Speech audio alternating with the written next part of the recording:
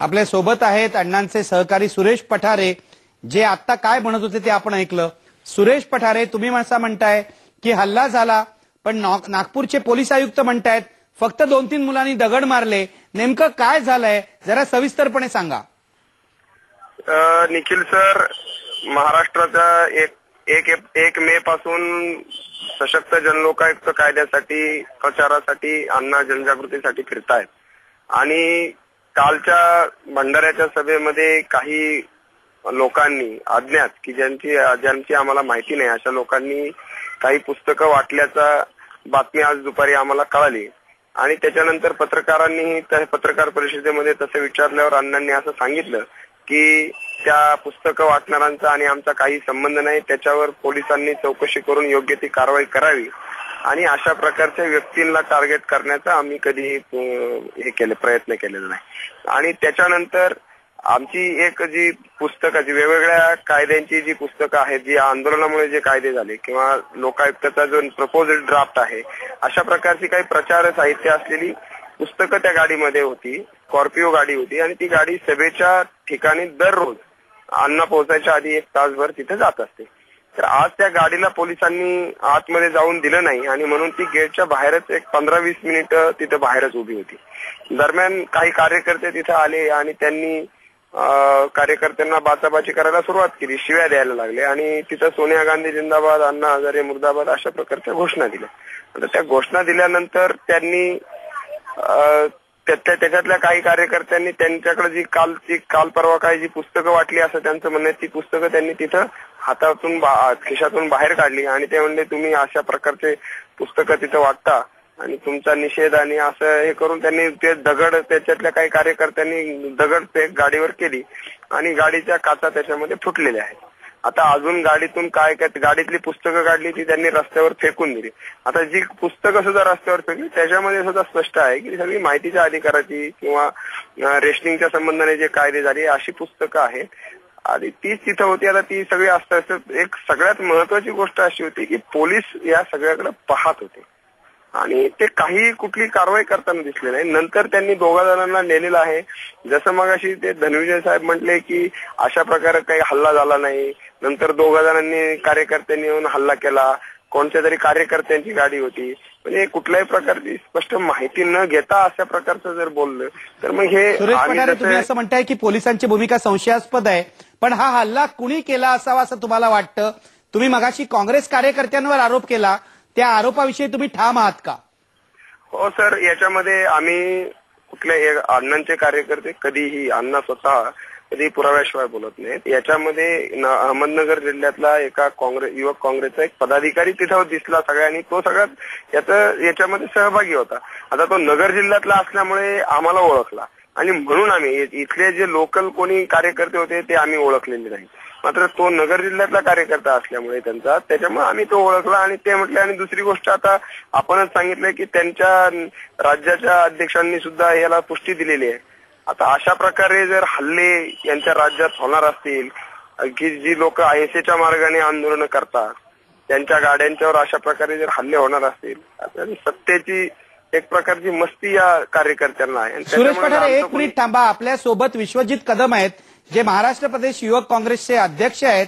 विश्वजित कदम, सुरेश पठारे काय म्हणतायत तुम्ही ऐकलेलं आहे। युवक काँग्रेसच्या कार्यकर्त्यांनी हल्ला केला हे स्पष्ट आहे असं ते म्हणतायत आणि नगरचा कार्यकर्ता होता, पदाधिकारी होता तुमच्या युवक काँग्रेसचा, असाही आरोप ते करतायत। तुमचं काय म्हणणं आहे यावर?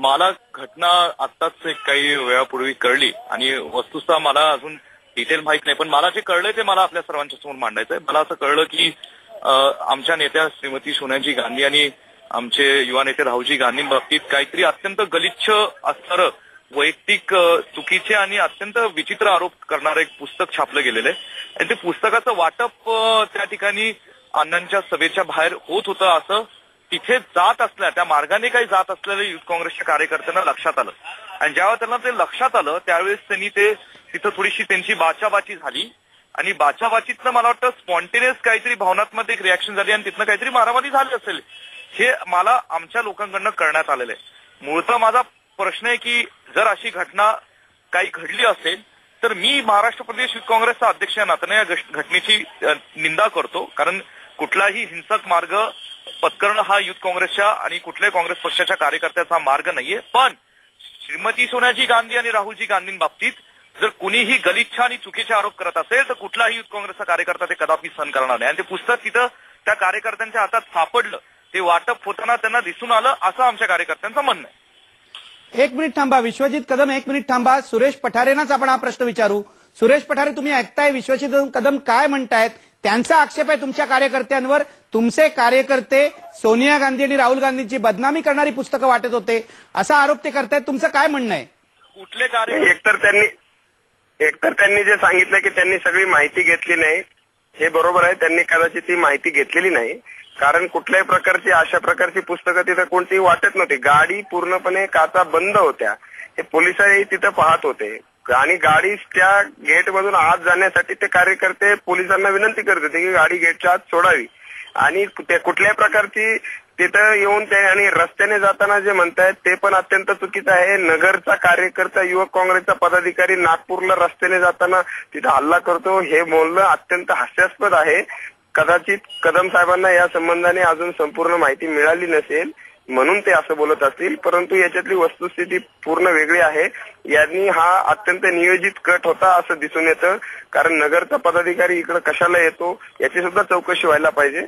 आणि अजून एक मिनिट थांबा. सुरेश पठारे, तुम्ही कट होता असं म्हणताय, विश्वजित कदम यावर तुम्हाला काय म्हणायचं आहे?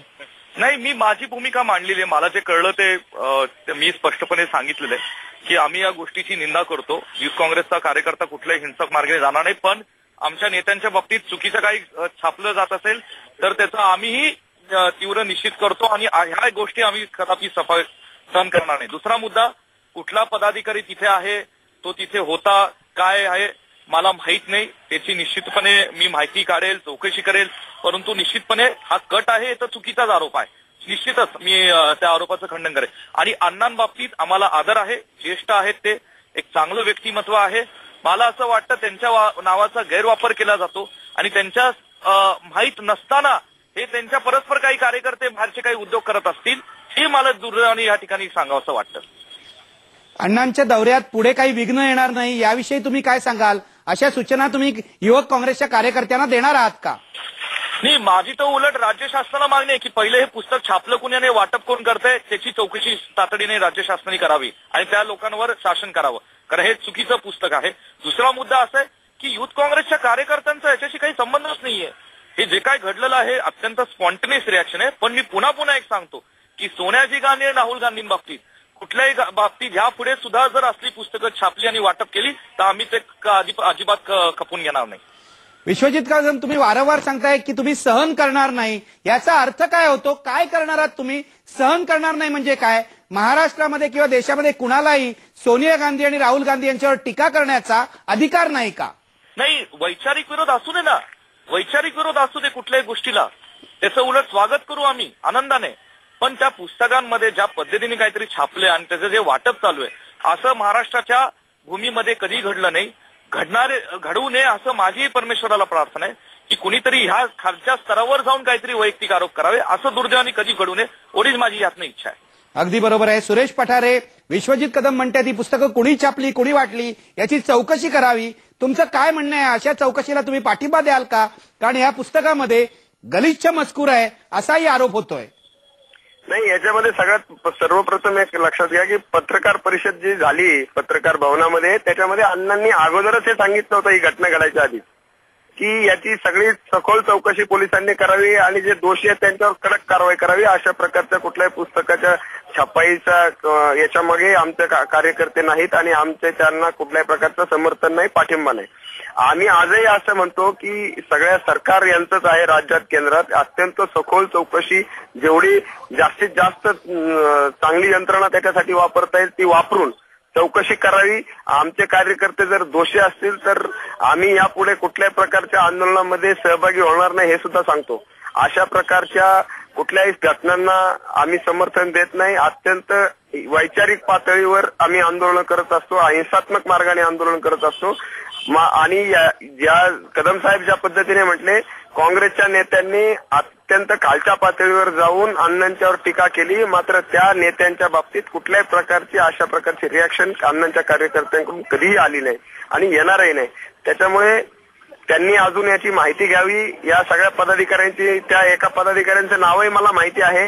त्याच्यामुळे आता अण्णांची सभा आता थोड्या वेळात संपेल. त्याच्यानंतर त्यांच्याकडून योग्य ते आदेश घेऊन यापुढील आम्ही कार्यवाही करू. मात्र अशा प्रकारचे हल्ले सत्ताधारी पक्षाच्या कार्यकर्त्यांकडून जेव्हा होतात त्यावेळेस या राज्यामध्ये जनता किती सुरक्षित आहे अशा हे लोकांना कळेल.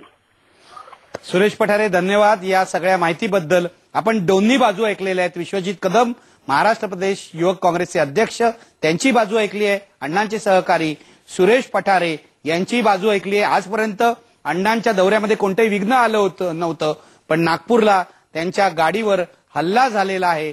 गाडीच्या काचा फुटलेल्या आहेत. कार्यकर्त्यांना मारहाण करण्याचा प्रयत्न झालाय. अण्णांच्या पुढच्या दौऱ्यामध्ये असं विघ्न आलं तर पोलीस काय करणार आहेत, सरकार काय करणार आहेत, हा खरा प्रश्न आहे.